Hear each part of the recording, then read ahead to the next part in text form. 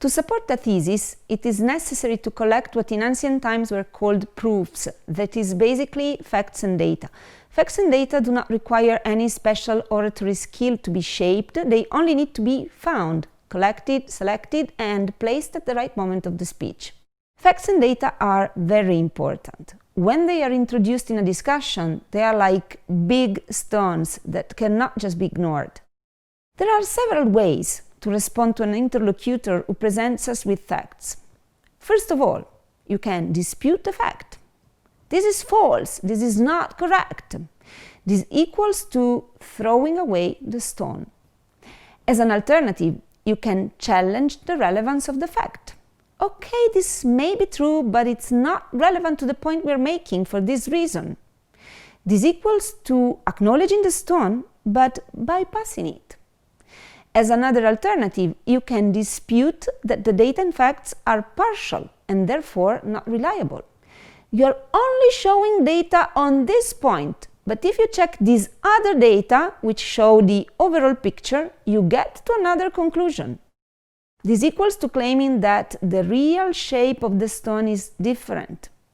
This is a situation that is often found. What data to show and how lies on the thin border between rightfully leading the interlocutor towards the proper interpretation or, on the contrary, being deceitful, for example, by not mentioning something.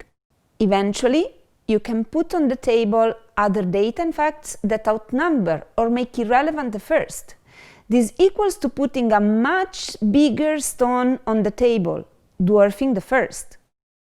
Facts and data, particularly in the scientific field, are fundamental and constitute the cornerstone of a discussion. But, as mentioned before, they do not need any rhetorical art. So let's see what we can do with the rhetorical art. Rhetoric, in fact, suggests further ways to argument, like, for example, by using what in Greek were called topoi, literally places.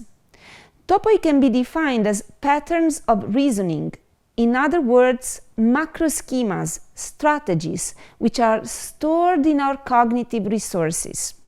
Let us see, for example, the topos of the more and less likely.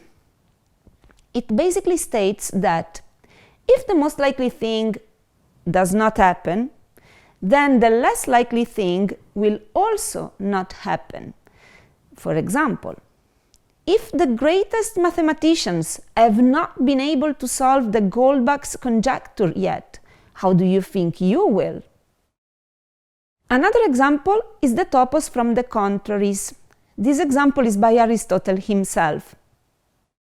Self-control is good, since lack of self-control is bad.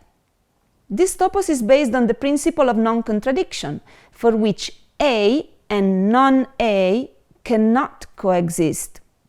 There are dozens of topoi, and I strongly encourage you to explore them. They can act as a spark for invention, for deciding what to say, or as a checklist to see if you have covered all lines of reasoning.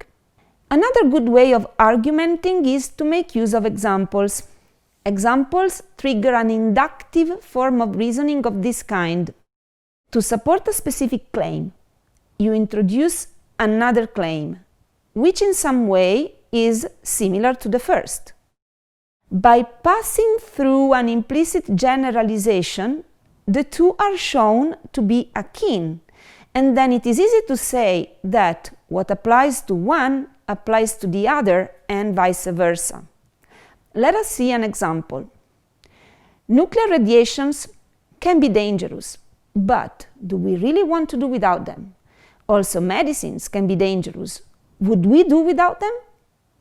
Nuclear radiations and medicines are shown to both belong to the set of useful for the health, though potentially dangerous things. The fact that medicines are accepted is used as a leverage to persuade that nuclear radiations should be accepted as well. Examples are arguments by analogy that persuade due to the striking evidence of the second claim being called upon to support the first. So my suggestion is, next time you discuss with someone, or you write a paper, or you sketch a proposal, Ask yourself if there isn't any "it is as if" you can bring in your argumentation. Take time to find one. You will see how well it works.